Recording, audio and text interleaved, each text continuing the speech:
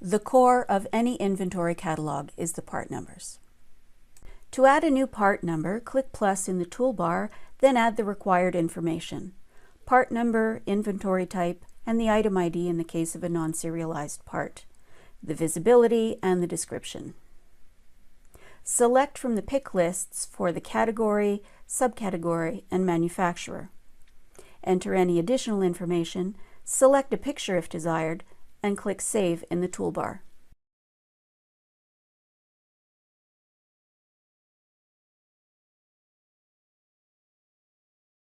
Add any attachments specific to this part or this type of inventory.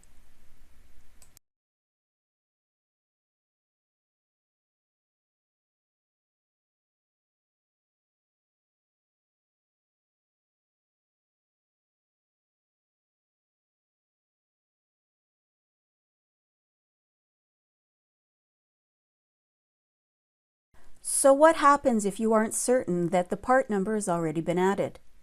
Type in any field in search. If you don't find the part, click plus on the toolbar. This retains what you've already entered, and you can continue entering the remaining identifying information for the part before clicking Save.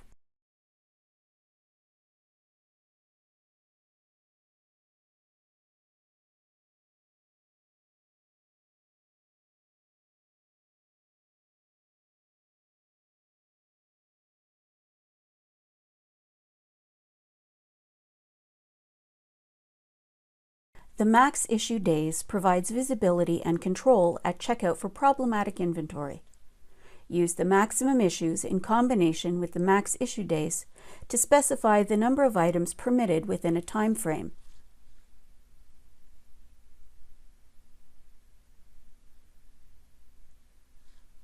Any checkouts exceeding the limits are displayed and can be overridden.